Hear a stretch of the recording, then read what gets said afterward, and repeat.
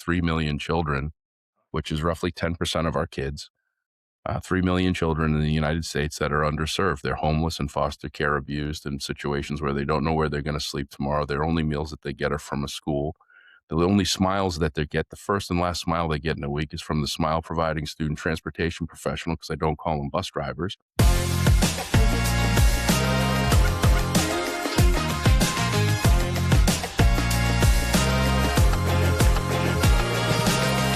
All right, my new friend, Mr. Josh Peach. I've heard so much about you, and I'm so excited to be able to have the conversation with you. First of all, thank you for making the time. And then also thank you for your patience, because you, my friend, intersected with me when we were supposed to be doing this for the first time during my 5-day, yes, count it, 5-day delay in Chicago because of that storm. So I appreciate it. Oh, hey, listen, I get it. And it's, I was actually scheduled to fly out that week, and thankfully my flight got canceled and everything did. So I stayed home. But that was the 11-year. A lot of people didn't know this. That was the 11-year anniversary of the start of the polar vortex. And I actually, 11 years ago on that Sunday, I was on the last flight home. I flew home from Atlanta early. And that next 5 weeks, every Monday, there was a 2-foot or greater storm that caused 3 to 5 day delays. So I remember it well. It's stressful. It's unplanned non-vacation away. So Yeah. um, It was, first of all, I'm one of those people, and probably like most, where, listen, if there's something wrong with the plane or the weather is bad, I don't want to fly. I'm totally fine with that. yeah. What created the challenge for me is I'm at the hotel. Then I take the 30-minute drive to the airport. I go through all of the check-in, and then 30 minutes before we're about to board, Mhm. they cancel due to inclement weather, which is what messed our schedule time up. That was about the only piece that was like, oh, really? But other than that, it's a fun story to tell. Yeah, oh yeah, yeah. Next time, call me. I can tell you how long you'll probably be delayed for, and then your other options. I travel with my passport because I've been to Alaska 26 times now, I guess, and I always have a backup plan and the second backup plan if the planes don't seem to work, because they don't always work. I've the furthest unplanned day trip home drive wise because of a flight was into from Toronto. I Okay. drove a rental car from Toronto to Boston once because of extended delays, and that was an interesting trip. That was Information. actually eye opening. I can't remember if it was 2000. It was either 2008 or 2010. And a lot of people don't remember just such a short amount of time ago, but I was listening to XM radio, and they were talking about the unemployment rate being, I think, hitting 9%. We were in the worst recession in history, doom and gloom. The world was coming to an end, financial destitute for everybody. And here I was sitting in rush hour traffic in Buffalo. And I was like, if 9% of the people aren't working, where's everybody going or coming from? And then it was like, oh, light bulb, 91% of people still work. And it's so just, one of those flipping of concept or thought. And then it was an enjoyable ride home. It wasn't one of depression listening to financial news. Yeah, no, as long as you got a good podcast or some good stuff in the car, it Yeah. makes it more pleasant. Yep. So, my friend, I wanna jump right in with you, and the fact that we're meeting really for the first time. I think um we've probably been at maybe a chamber event. I recall meeting you, I get Mr. and Mrs. George's, Yep. uh, And but you actually, briefly. the beard's not noticeable, and it's been 10 plus years, but my oldest was one of your Rangers students in Norton. Oh No. God, 2000, yeah, probably 2010 or somewhere thereabouts. I'm trying to think of the woman's name that was the trainer there. She was the Ranger, What's your son's?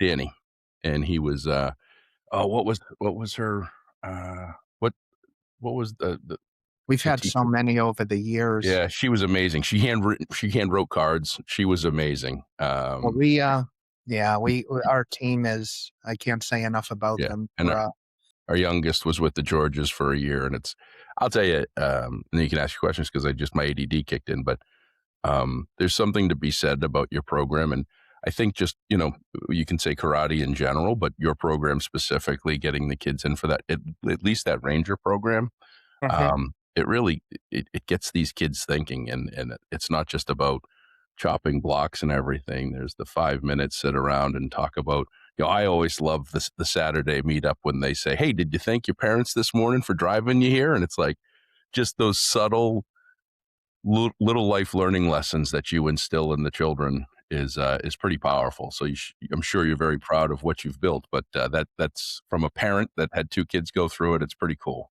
No, well, thank you. I really, that means a lot. I appreciate it. Being a parent myself, I definitely know firsthand the value of having positive outside influences because at some point, the words that we say, they kind of fall on deaf ears, right? The children are just so familiar with their parents. So to have that outside influence is important. So thank you. Thank you. Sure. So can you start just your origin? Tell me how what your background is and how you came to be, just have this seemingly amazing position that you have that How I came to be awesome. Yes, sir. Yes, sir. Yeah, no, I'll tell you, it took me 5 years to graduate high school here in Oliver Ames and Easton. I lived a very long part of my young adult and adulthood embarrassed at kind of the challenges that I had gone through. Yet I still had some wonderful opportunities. And Billy Nixon, owner of Will Work in town, gave me an opportunity to work for his company as a laborer. And he instilled a lot of um, innate things that I do. Like I say, the handwritten cards. He used to make us handwrite thank you cards to all of our clients, and the professional development, professional learning, customer service. And I got an opportunity to work at a cell phone company in Norwood when I was 22 years old. I dropped out of community college, felt like a failure at that point, and I sold a guy a cell phone. And the guy's name is Bob Ogardis. He's 82 years old, one of my best friends, lives in Portsmouth, New Hampshire, and he ended up hiring me to work in a software business. It was a software company for education. It was supporting education facilities, the operational side of it. The piece that people don't typically talk about when we talk about school, we talk about curriculum, grades, sports, those things. We don't talk about the fact that it doesn't rain in classrooms, or that it's comfortable and temperature wise and safe and feeling. And so at that time, I was just selling software, and the company got bought. I got fired. I went through a little bit of a dip. Started a spring water delivery business with my father. And then I got back in the software company in 2004. I was one of the first employees for a company called School Dude. And it was the same thing, operation software. And at that time, I really didn't know what I wanted or what I was doing. I just knew that I had an opportunity in front of me. And um, because I was one of the first employees, I felt like I was going to be part of the fortune, right? The big payday someday. We're going to go public, because that's what everybody said. You guys going to go public? I want to buy stock. And I lived on a concept of fun, fame, and fortune. Have fun, become famous, and then someday get a fortune. And then 2016, 2017, something changed, and I was looking for fulfillment. I changed fortune to fulfillment. It wasn't as important to me. I'd like to be comfortable.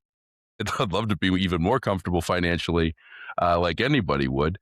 Sure. But finding fulfillment, and because I've been in sales my whole life, it has a negative connotation. You get hung up on more times than you get told no at a junior high school dance, when you ask the pretty girl to dance with you on the last song of the night, right? And so you get a lot of rejection, and I was trying to find fulfillment, and I started to write a book. It was called "If You Don't Care, You Don't Count: A Salesperson's Journey to Finding Fulfillment and Not Fortune." And it was really bad. 5 years of high school, dropping out of community college. You can imagine I'm not going to be this author that I thought I was, and I tabled it. And I always had these like things of like, wake up, be awesome, and it was all silly stuff, like a $4 notebook that someone gave me from Target. And I tried to stump Google at one point, and I looked for words that you could spell, because you can spell bacon. Science matters. We saw that on a school yesterday. What can you spell with a periodic element? One was be awesome. So I had some shirts made and didn't think anything of it. And then one day, my CEO at the software company and someone that's become a great friend and business advisor at Rossich, he called me and he said, "I've got it. Your book's going to be awesome. The essential elements to kicking ass." And that's how it started. So it was Be Awesome T-Kit. It was the first time in my life that I didn't think, I didn't hesitate. I didn't feel like there was an option for failure. That was June of 2018. Um, no business plan, no idea, anything. Just going to write this book. A week into it, Ed calls me. He's like, "Hey, you got to do podcasts. There's only 600,000 podcasts, and you can be the next Joe Rogan." And I'm like, "I don't want to be the next Joe Rogan. It's a lot of pressure." And so, but I'll start a podcast. And I launched the podcast. I had no idea what I was talking about. I did the first 2 episodes under a peach tree at my house on a TV dinner tray. And I went in and I was like, to my fiance, I was like, "I'm awful. Like, this is terrible." It was the first time I felt a sense of failure. She just simply said, as she does very often, she's got some great ideas that just pop out. And she said, "Maybe you just need a guest." I was like, "That's a great idea." And so I travel a ton. I had this random idea in my head that I remember reading about someone legally named Santa Claus that lives in North Pole, Alaska, and I was going to Fairbanks in 2 weeks. And so I tracked him down. And he's a city councilor. I called town hall. I got his email. I basically stalked him because he didn't want to do this. And so we ended up just saying, I said, "Great, I'll see you on July 17th at 10 a.m. in City Hall Chambers, and we're going to record this thing."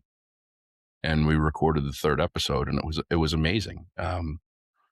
It wasn't, there was no flash to it. There's no, light shows and smoke shows and everything else. It's just 2 guys talking and learning that he's a Christian monk and that he had changed his name legally and he moved to North Pole, Alaska to get notoriety.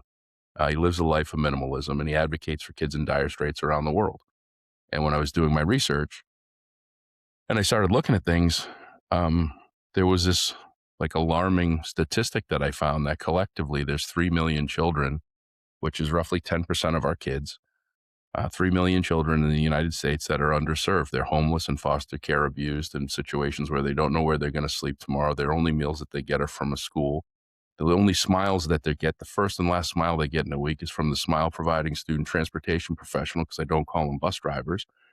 And it just clicked. And that was it. It was like, hey, now we just need to bring awareness to this. We need to talk to the country. I can't do the world, but if I can help the country, just get people to think just a little bit differently and do a little bit better with the work that they do, then maybe we got a shot at this. Because if these kids don't get hope, love, and optimism and live in fear at home, we can give them hope, love, and optimism in our schools and take them from neglect to protect. And so I've just worked with schools ever since. I do some public sector work because I can charge more, but they're typically it's not something I go after. So like last week I was in the state of Arkansas talking to the CFOs that represent 289 school districts that support a student body that has 71.09% of the students that qualify for free or reduced meals because they get all 3 meals in their day at their schools. And so we don't see that and we don't know that. And so I have Be Awesome. I've got a company called K-12 Pros where we work to improve environments at schools. So we work with the 24 most underserved school districts in the state of Alabama. And when I tell you these schools are in conditions that I can't even explain to you, like the first night I was there, we visited 4 schools and I literally was at dinner in tears. And my team looked at me and they were like, "Josh, this is opportunity."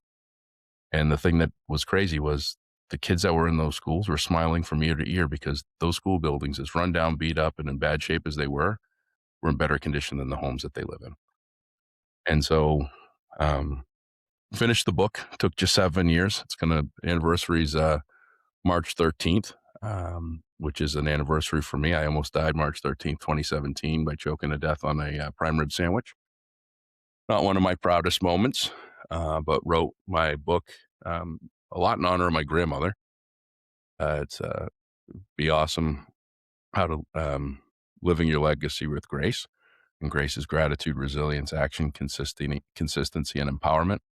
which were the attributes that my grandmother lived by for 100.5 years as a Portuguese immigrant. So, um, and I do what you're doing. I talk about all that. This is awkward for me because I try to talk about all of the great things that other people do.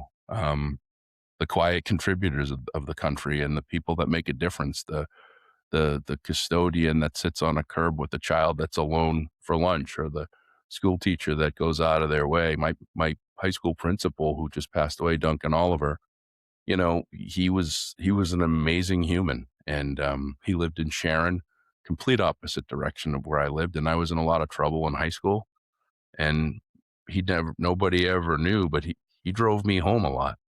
If I was in detention, even though I was punished, instead of him turning another cheek and saying, let him walk the 6 miles, he'd go out of his way and drive me home. And I'll never forget that. And I'll never not appreciate that. And, the last thing I try to tell people is say thank you to people while they're here.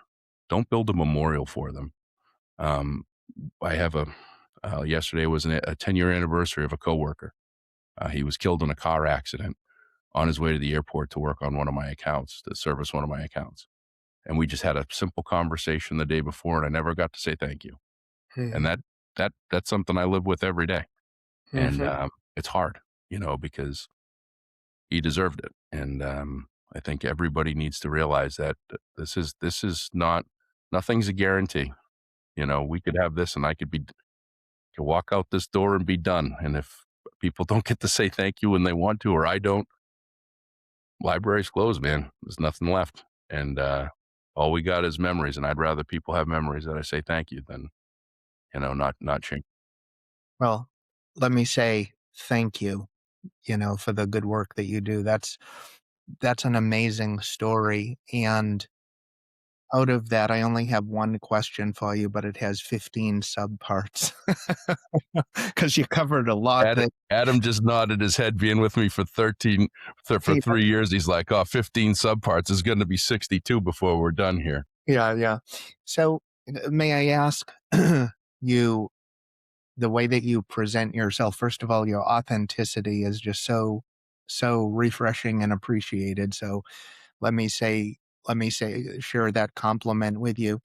The first curiosity I have is you're bigger than life, and you're speaking, and you're having impact with people all over the country, and going to Alaska for 26 times, and all of that. I'm curious, as you reflect back, what was the challenge with you in school? What was where did school miss, or where were you not equipped to handle the experience of Yeah.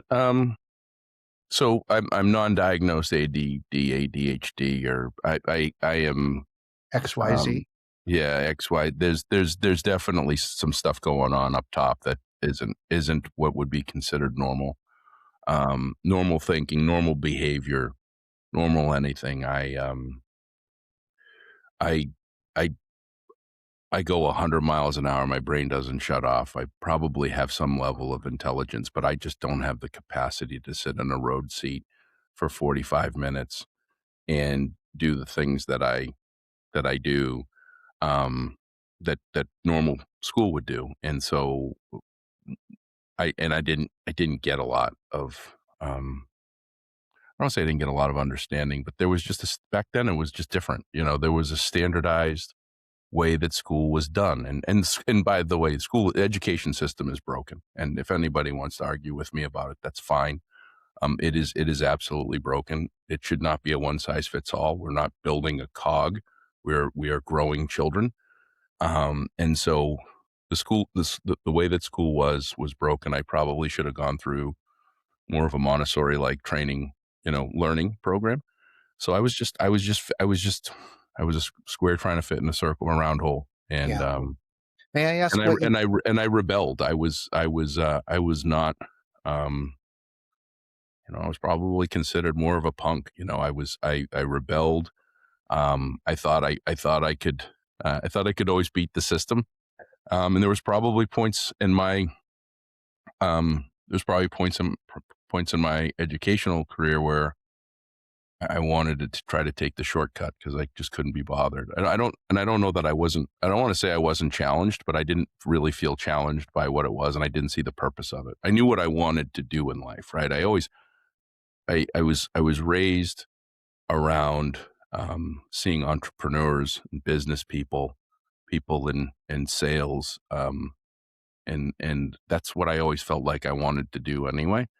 And I didn't really see where history and science and all that fits in. And now I do. I mean, you need to have that knowledge and insight and understanding, at least that foundational piece. And I'm learning as I go along, which is kind of cool. But I just wasn't I wasn't able to sit still. May I I ask definitely what year did you graduate? 94. I was supposed to graduate in 93. The reason that I asked that question is, I think that mental health Hmm. is still in the dark ages. There's still a stigma about it. You say ADD, ADHD, people on, an autistic spectrum, dyslexia, all of those things, they were just, for people that had that did not fit that perfect mold. You I went to think, the resource room. yeah, for And sure. and it was known as the romper room. Like, when we look at, like, how school was, Yeah, yeah, it yeah. was 4 or 5 kids, like, what is it? It's like 12% of the kids that walk through a school today have they're either on the spectrum or they have some learning Sure. diverse ability, not disability, because I use everything that I have as a superpower. Like, in the software business, in the business that I'm in, I helped generate a company that ended up selling for $1.9 billion that employs over 1,000 people. And my boss could show that 20% of the sales in the education space was directly attributed to me. It's a $119 million subscription company. I'm with a startup now. I have 3 companies, and one of them I'm an equity owner and vice president of business development in for a startup. We are one of the fastest growing businesses in our space, and we're doing some amazing things. And I worked for 14 months for absolutely nothing because I just wanted to be a part of it. And so I use all of I use all of the things that probably were attributes to my failure in school as my success in life.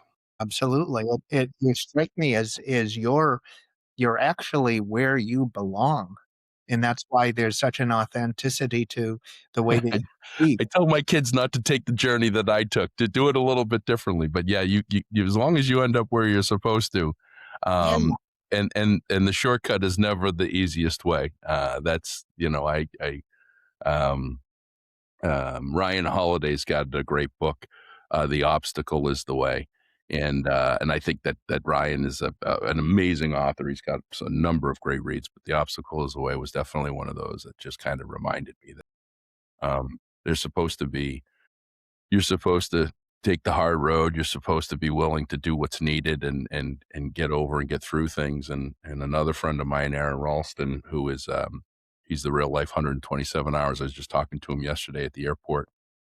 Uh, he's got a great saying. He removed his own arm. His arm was stuck to a boulder, and he spent 127 hours attached to it. And he's got a great saying. He's like, make your boulders your blessings. And so, if you can figure that, it just took me a longer time to figure it out than I would have liked. And now that I use all of that past as a positive and not a negative, it's really helped my business. And it's helped me be able to share and spread the word. And it's also allowed me to be vulnerable to share these things, right? Everybody's got a story, just most people don't want to share it. sure.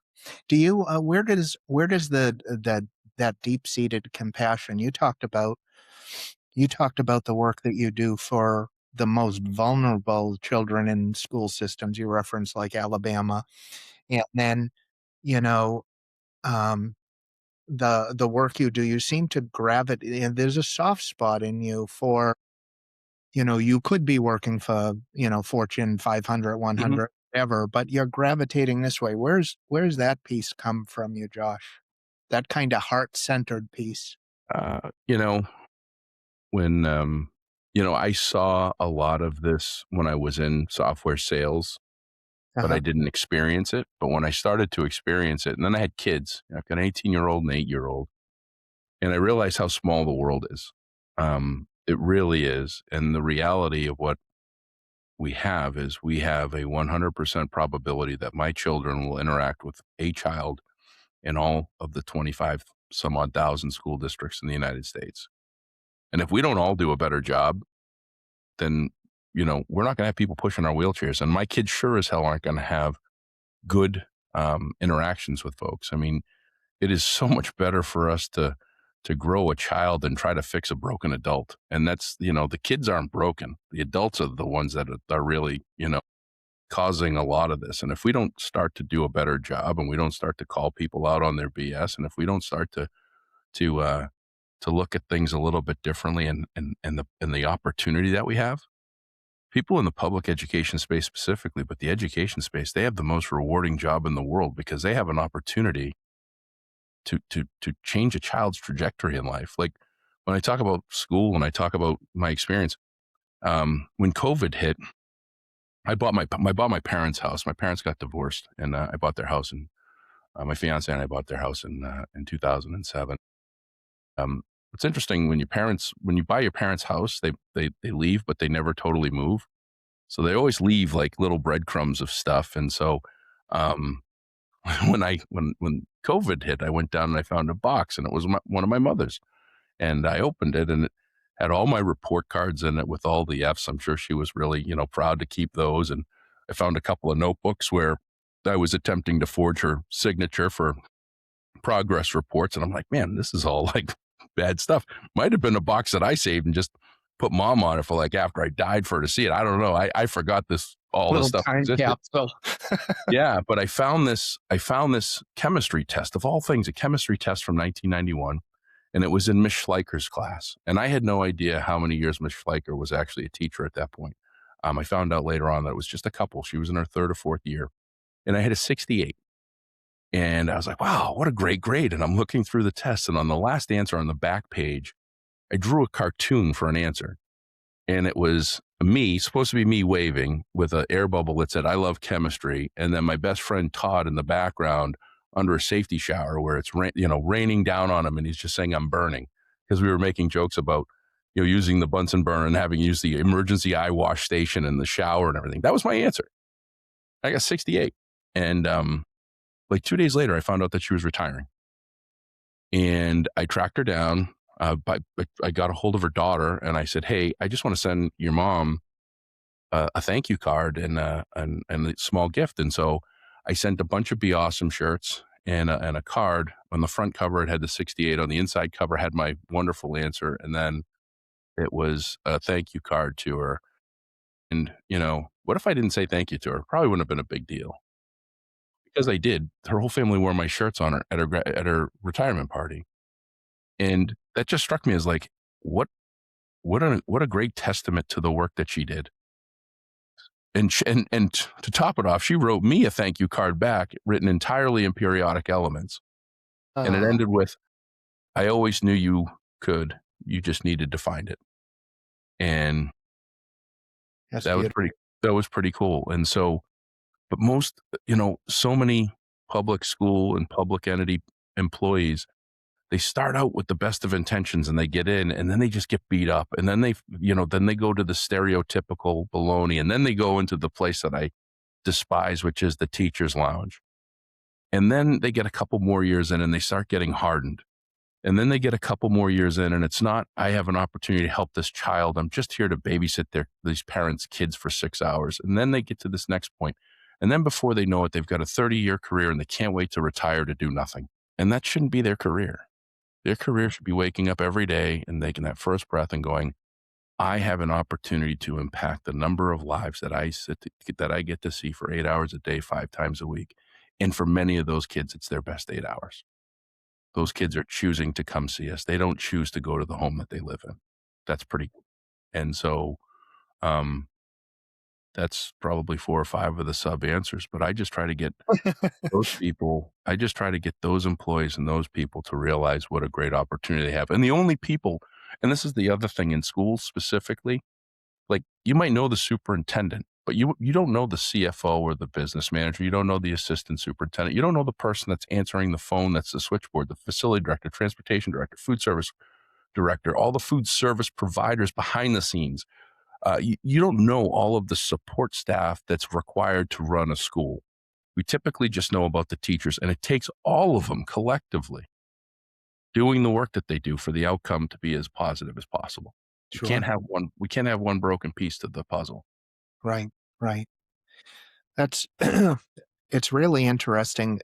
What strikes me about that is you're somebody that we all have the opportunity to make magic moments, but you have to recognize the fact that you have the ability to do that. And you shared a most beautiful story about how you did that. And we have opportunities to be doing that every day, no matter what, really, no matter what your position is in life. And I think the fact that you share that story and you it it's a perfect example of how one little uh, showing of respect, one acknowledgement to somebody, one validation that, you know what, you did the work and your work mattered, made such a huge difference to her. Can can we use that as a step off point? And I know you because of Mr. George and the work that you do in the community. How do you, what's your motivation for community contribution and how does that fit into the puzzle of everything that you do? Um, well, I mean, community contributions, it's a kind of a broad, it's a lot, Sure. right? No, It's of kind of course. like, you do something amazing. I see it every year, your turkey trot. I'm like, how do they do that? How do you put together such an army of people to give all these turkeys? And I do get paid. Full transparency.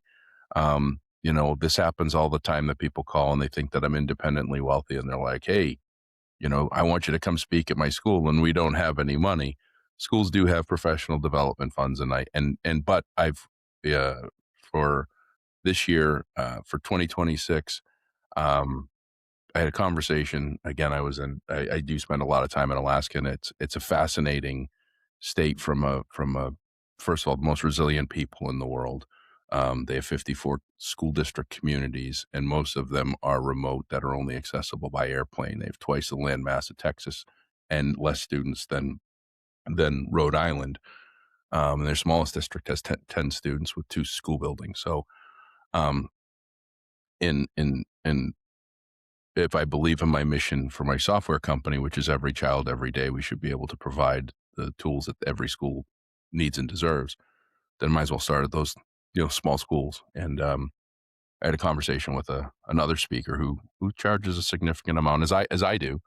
And we had a conversation. I made the conscious decision to cut my speaker fee to a flat rate this year in all 50 states, um, including travel, lodging, and everything else. And it's because staff are drained and budgets are strained. And so but I do charge for my speaking to do these things and all that other stuff. But I do give as much as I can. And when I do, I try to make it as quiet as possible. I do a lot of anonymous. The only thing we publicly share is that we were giving $3 a shirt when we were selling shirts to homeless and foster programs around the country, to support those organizations. Um, I think it's more important for I think it's really important to a lot of people do good things so that they get acknowledgement, right? They get recognized, and I love the things that I get to do that nobody sees or knows about except for the person that receives it. The greatest gift I get, they think they're getting the greatest gift, but in reality, I am, right? And that's just really really cool. I'm in an anonymous group um, of folks that we pay dues to this effort every year, and we do some quiet fundraising. And then when people need something, um, we contribute and help when we can and how we can. And it is one of the coolest things for this group to just be together and just realize that we're doing really cool stuff for no other reason other than we're doing really cool stuff, right? And but um, I think it's important that we all, everybody, find something and that's good, that makes a difference. And maybe it's, one of the saddest things that I see when I'm home, which isn't very often, is when I drive down 123 and I see the Easton Food Pantry trucks in the church parking lot, and they have food in boxes and things, and I see a line of people. It breaks my heart. And so, In um, Easton. In yeah, Easton. in Easton. I mean, when we talk about Easton, you grew up in Easton, right? Yes, sir. You grew up near Easton Country Club, I think, is where I heard when you spoke, I think, because you did the talk at the country club a couple Yeah, I years used to I'd never occurred that there was golf there. I skated on the ponds in the winter, and I ran on the golf course at night in the summer. Never Yeah, occurred to, take up golf. yeah. I mean, um, when you look at Easton, when you look at it in the '80s, '90s, even early 2000s, I mean, we were a community. One of the things that I think is difficult is there is very little diversity in our community. We are typically it was typically middle to high income families, a large 97 to 99% white families in the town. We never thought about homelessness. We never thought about drug addicted families. We never thought about abusive families. We never thought about violence. We never, shootings. We've had more shootings probably in the last 8 years than we've had in the last 80. It was very much a community driven town, and there probably wasn't a person that was considered homeless in our school when we grew up. And now we have 3,700 kids, and 300 are considered either homeless, food insecure, or some other challenge that prohibits them from feeling comfort in their day. 300. It's almost 10%. You know, there's families that go to the Y in the morning to use the showers and get clothes so that they can go about their day. This is real, and it's real in every community USA. I saw a homeless person pitch a tent one day in a front yard on 123, and then they had to get, sent away. The guy was literally transient, just walking, and he wanted to sleep for a little bit, and he popped a little tent on the side of the road next to this house. This is real stuff, and I see it around the country. I mean, that's the biggest thing. Like, I won't say names of communities, but there's places in the Pacific Northwest that the main street of these what were once beautiful towns are chain link fenced because they don't want homeless staying on their properties and just taking away from everything. Like it it's it's rough out there. It's everywhere. It's no town is protected and insulated from all of this. And Easton's still a very beautiful town, and it's amazing.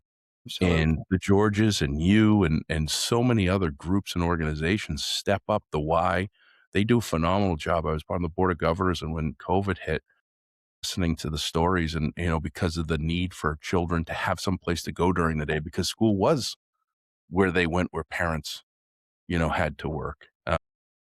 Single income households.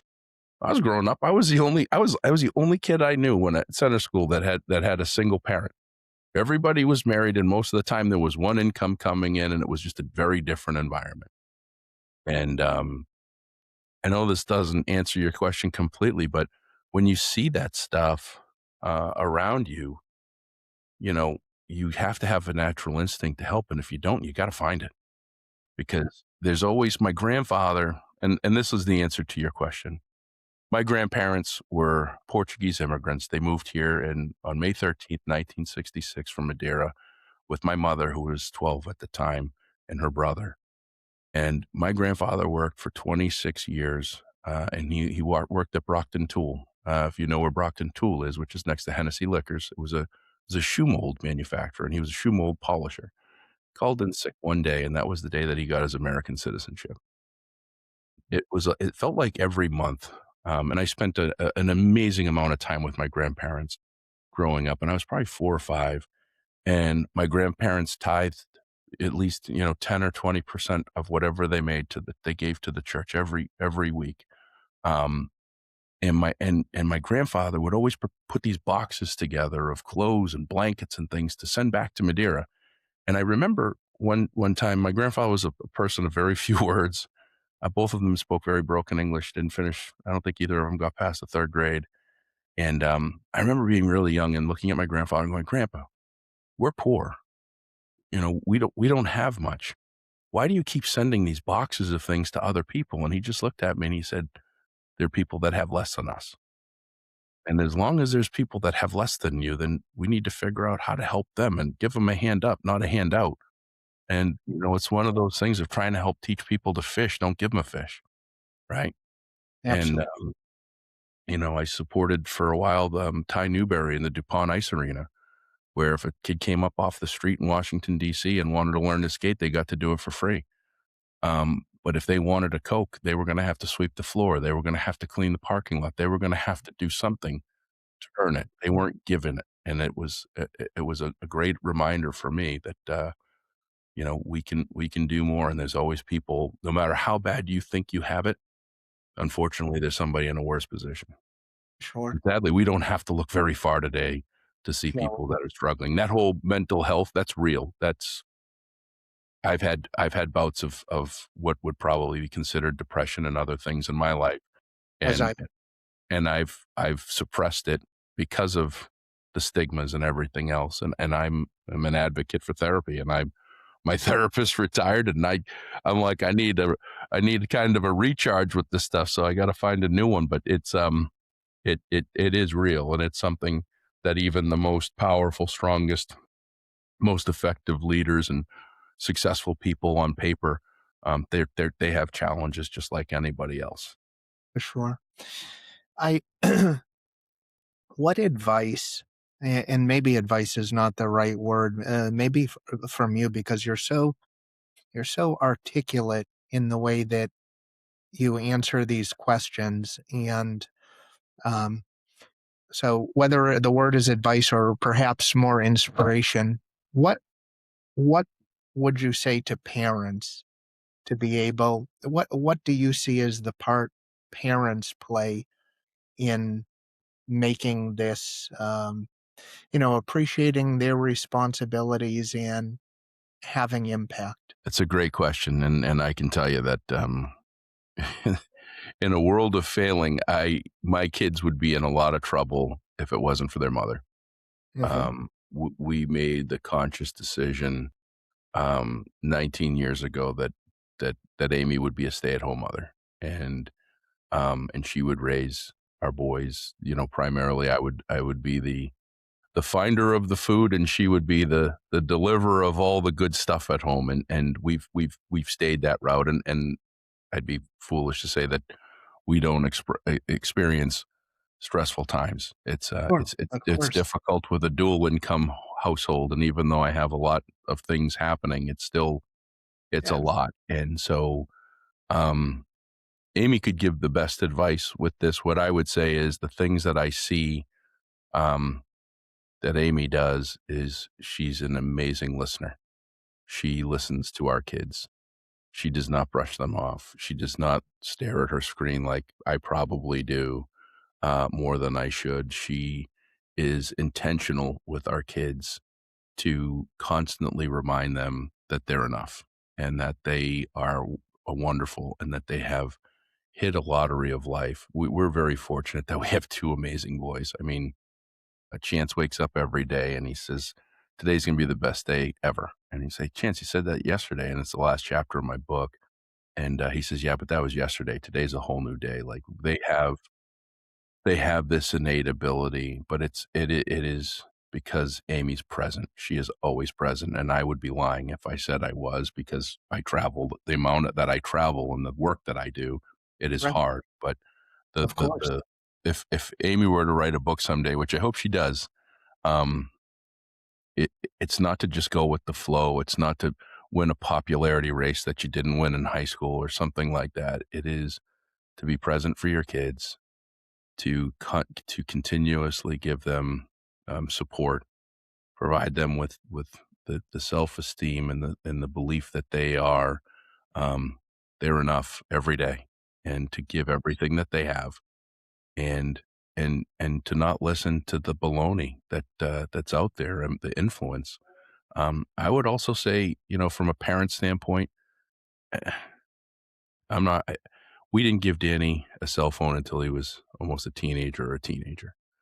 Um, and we didn't put all of these um, safeguards and everything in place, but we knew where he was going and what he was doing. He didn't have a social media account until he was 16, I think, 17. And it was because he was doing stop motion videos on YouTube and he had a bazillion followers that wanted to see him do, these things that he did because he's an he's just artistic and just a genius with putting things together. But yeah, I think I was in Gatlinburg 2 weeks ago. I was at a business meeting and I was distracted by the noise that was coming from a table over. And there was a 4-year-old and he's watching TV on a screen, and the mother and the father are watching TikTok videos on a screen, and none of them are talking to each other. And so, what is that kid getting, right? The tablets at you know at restaurants and things. That's crazy. Our son will watch TV at dinner on occasion because I put a TV in the dining room to watch the Super Bowl in 2017 and it hasn't left. Um, there's just a lot of conversation at home. And even at almost 19, Danny never goes to bed without talking to his mom and building that relationship. And it's not a friendship. Parents get it screwed up. They think that their kids are their friends. Your kids are your kids. Your kids are your responsibility. Your kids are your responsibility to grow into great adults and to do the right things and to have integrity and to have strong work ethic and to be dynamic citizens for the communities that they live in. They are not meant to be your drinking buddies and your pals and your social media stars and all that stuff. That's not what they're built for. This is a public service announcement. If you're putting pictures of your kids on social media, stop doing it. Like, and if you think that's a good thing, just take a little look at deep fake. Look at how people can take a child's face and put it on a naked body. Look at how they can replicate. And these kids are killing themselves at 10 years old because of social media and things that are being put on there. Social media is not a good thing. It's not a bad thing yet done right, but it's a horrible thing done wrong. And you need to be really, really careful, and you need to do some research on what you put out there and what your settings are and who your friends on social media are. I mean, it's it you gotta stop we gotta stop that stuff. And you're gonna provide insecurities for these kids if they're just constantly in front of a camera to showcase them for your highlight reel on Instagram. Like, don't do it. It's not worth it. You know, I heard something the other night. I was driving in the car from the yeah, have you ever heard the John Tesh, I think it's Information for Your Life or something like that, and it reminded me about the story you said about Amy, and I forget the percentage, but let's say 85% of the children, if you ask them who their best friend is, they would name their pet as and they did a they the research scientists took this and they concluded that the reason that the pet is the best friend because it will sit there and listen and love them without judgment. And as adults, as parents, as people that give advice and counsel and know more than them, the superpower I think that Amy has that you've shared with me because I don't know Amy is what you said, and that's what triggered it with me, is that's exactly what they were talking about. And Mhm. as simple as it is, it sometimes it's not easy to do, but for the parent that's listening to you and they say, "But I don't know what to say to my child," maybe just you don't have to say anything. No, Just just be listen there. Yeah. and And see and and the and solution. both my kids, I could guarantee you ask that question, they'd say that Amy's their best friend, and it's not because Amy tried, it's for those reasons, and it is their, their comfort and their, ability to share things and I love that you use, judgment. we all do it somehow, right? It's opinion. For me, it's I don't want my kids to go through the stuff that I probably went through. And so, um, but you know, and the other thing we tend to forget is, my dad loved me. My father is my stepfather. I know he loved me, but he told me he loved me once since I was 8 years old until today. He told me once while he was of sound mind, and he told me once when he's got dementia, so he's here physically but gone kind of mentally. Hmm. Um, that that time that he told me was after one of our dogs passed away, and he was upset and distraught. My dad was a guy's guy. He never cried. He was a Vietnam helicopter pilot. Watched him drop a wood stove on his toe, and he didn't flinch. Like he just a guy's guy, and that just was a tough thing for him. And so, whether it matters or not, a lot of the things we have to do as parents is break cycles. And we have to make sure that we're cognizant of the things that made us happy and extrapolate that, and the things that didn't make happy and remove that. And so I never not say I love you to my kids. I still demand a hug from my 19-year-old. I'm like, hey, you're not getting out of here with a hug. And he's 6'7". So he makes me feel pretty small, right? Um, but I tell my sons how proud I am of them, because there's times that I wasn't sure if people were proud of me, and when you're failing in other aspects of your life, if you look around and nobody's saying those things, even though you know those things, um, it helps to hear it. And so make sure you tell your kids you love them. Make sure you're authentic about it. Make sure they know why you're saying that. Make sure they understand, the power that stuff should have, and how it should make them feel good, and how they should want to do that, or if it doesn't make them feel good, to never do it again, right? It's kind of like I talked about people with, there's still this idea that hitting kids makes sense, right? It's the dumbest thing in the world. Why would you hit a kid? Like as a parent, that's crazy. And yet people still think it's okay. And it was acceptable, right? It was acceptable in the 80s to go to a school. And I remember I experienced some abuse in first and second grade at school. And I'll never forget going to Mr. Mossman's office in the third grade for the first time, being reprimanded and walking in. And I went to sit on the couch that he had in his office, and he said, "Bad little boys and girls don't sit down on couches." And so I just turned around instinctively, and he said, "What are you doing?" And I said, "Well, you're going to hit me now." And he says, "Hit you? I'm not going to hit you." He says, "I'm going to put you out on the wall." And I'm like, "And then you're going to hit me?" He says, "No, I'll put you out on the wall so everybody knows you're the bad little boy that's in town today." Because that's what they used to do at center school. They used to put you outside, and all the parents would drive by and they'd be like, "Oh, Josh is the bad guy." But I didn't get hit. And I'm like, wow, this is cool. Right. And he ended up being a wonderful, he was an authoritative leader, but he ended up being a great person. And he was the starter at Pine Oaks that you used to go play 9 holes of golf, and he'd sit there and tell stories about you growing up and stuff. And he remembered it all. And so, you got to break these cycles so that people, they feel better about themselves, and so that they look at life with a little bit of a different lens. Yeah. I have two more questions for you. Do you have the time? Yeah, I'll make the time. Um, the next question is around business, because your primary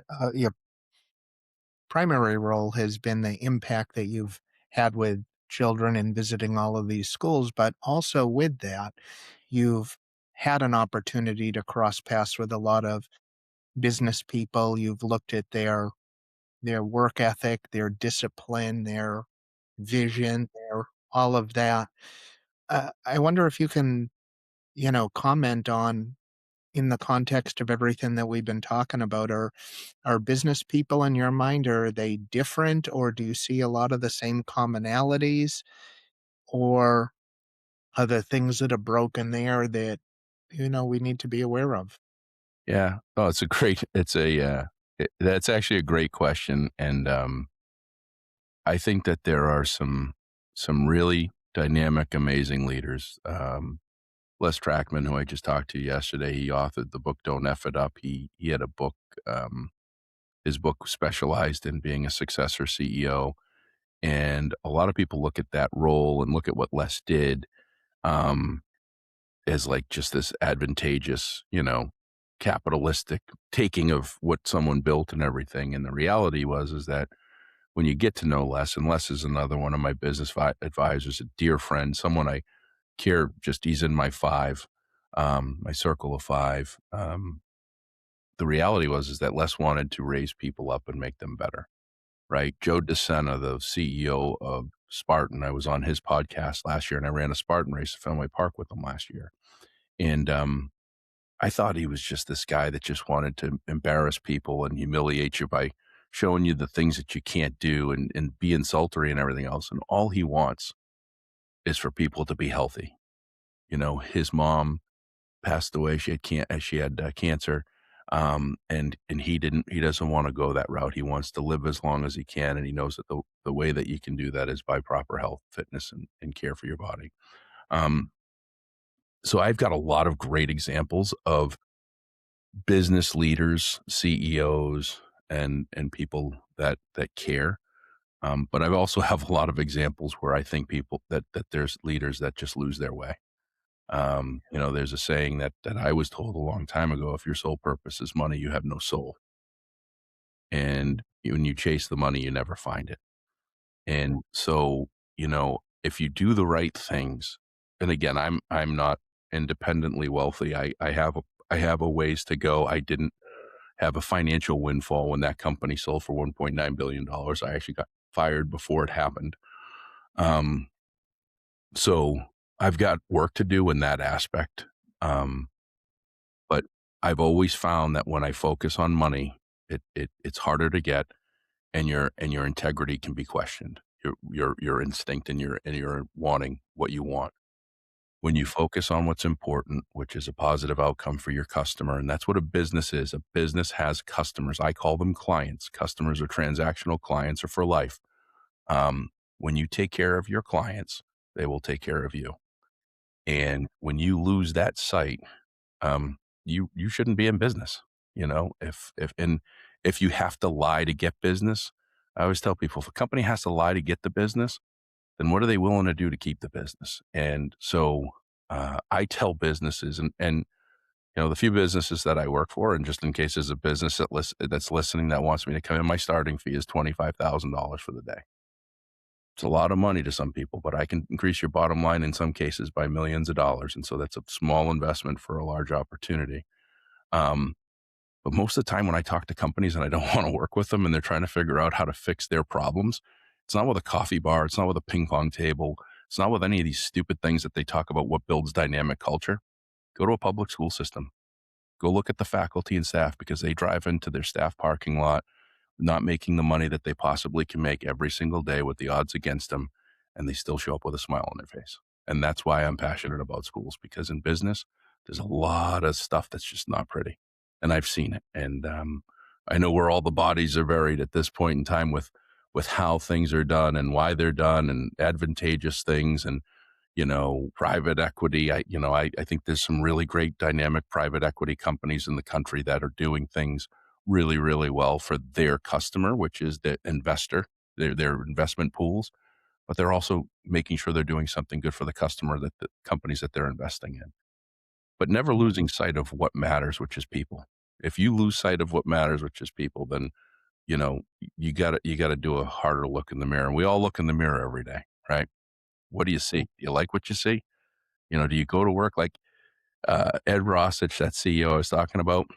We used to have an email that literally went to every employee, and there was a disappointed, disgruntled client. That happens. Ed was the first person to call that client, and and he literally wrote in an email to everybody, all said, I took care of it. And I called him and I said, man, that is amazing. And he said, if I can't call a client that's upset, how can I expect another employee to?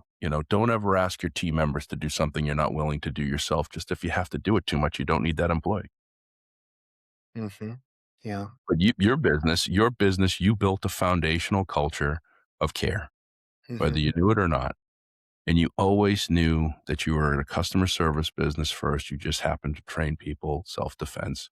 and all of the things that go with it, right? It's obvious in the business when you walk into it. It's obvious when I go see the Georges, what you've built that gets to carry on that legacy, that culture. But that's something that you can't lose. You can't lose that foundation, otherwise the house falls. Yeah. Well, thank you for that compliment. Um, the the most important thing for the individual is the character. Mhm. And what I've learned and continue to learn is culture is the most important thing for a company. Yeah. Yeah, we worked with a team yesterday, 20 employees at a school district, and I spent an hour and a half learning about Ray, who loves NASCAR, and Carl, who's happy that his son works with him, and all these things and bits and pieces. And I went to their leadership, who's new. Their leader is new, and he really wants to make a difference in the district. It's a struggling district. There's a lot of things, a lot of moving pieces that are going in different directions. And I sat down with him. I started telling him about his team, and I started telling him about who they were, and he just kind of looked at me with this look of like, you found all this stuff out in 8 hours of time. And it's like integrity, character, charisma, energy. Those are the aspects of an employee that you want to learn about. I've never looked at a resume.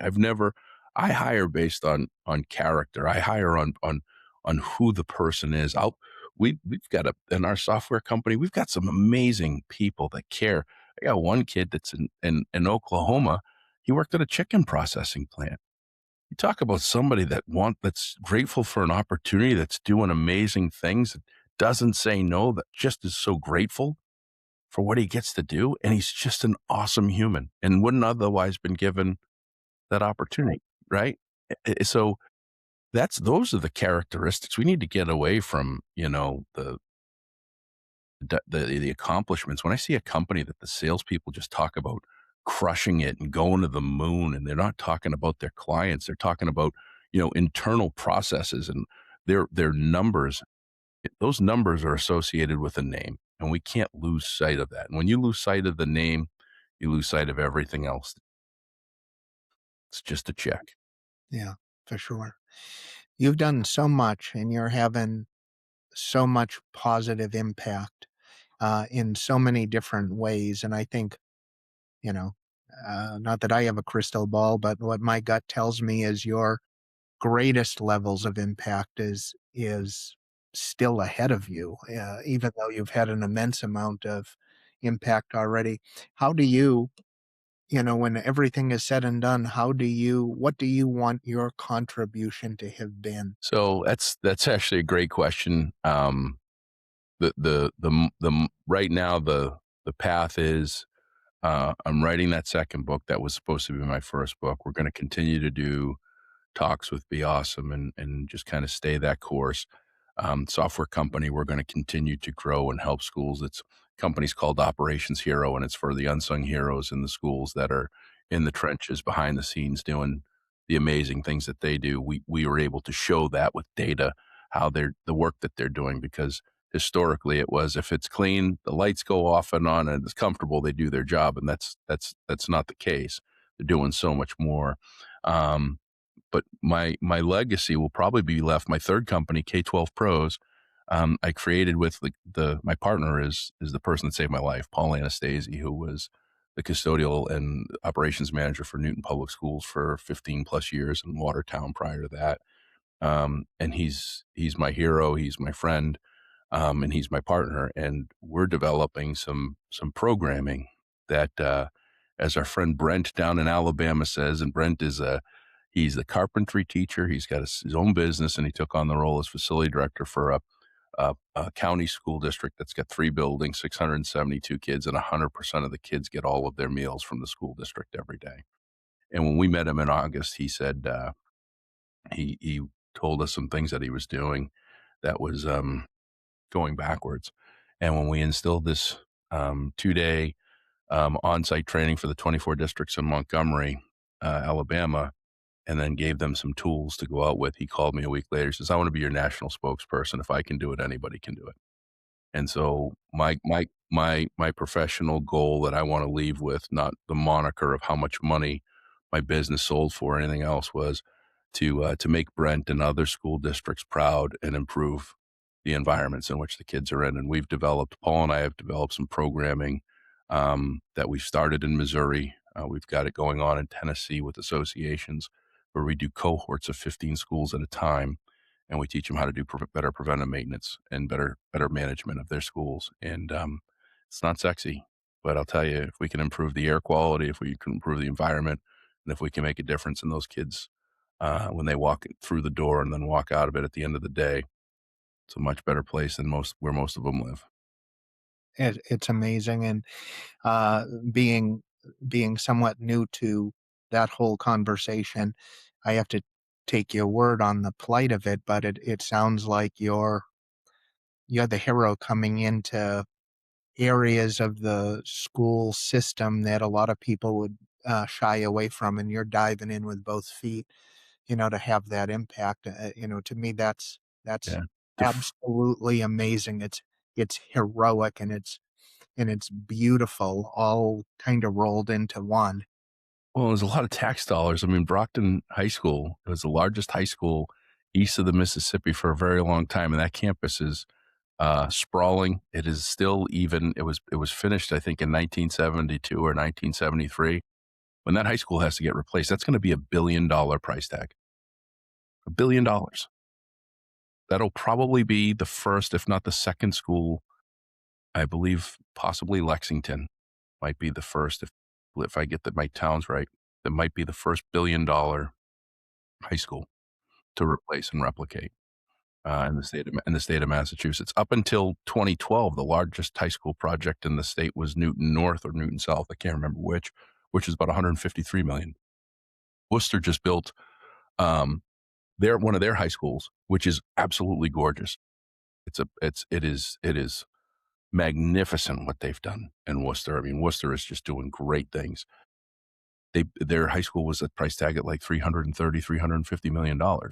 As having a financial fiscal responsibility to taxpayers that are paying for that. We're all paying for that. We Of course. put a penny. If we pay taxes, if we pay federal taxes, state taxes, local tax, property tax, excise tax, gas tax, you smoke cigarettes, which I don't think you should do, cigarette tax, service tax. If you pay a tax on anything, anywhere, you're contributing a penny to every single building that our kids go in every day. And I think we can do better. And if we can at the end of the day, and people can see that, then I feel good.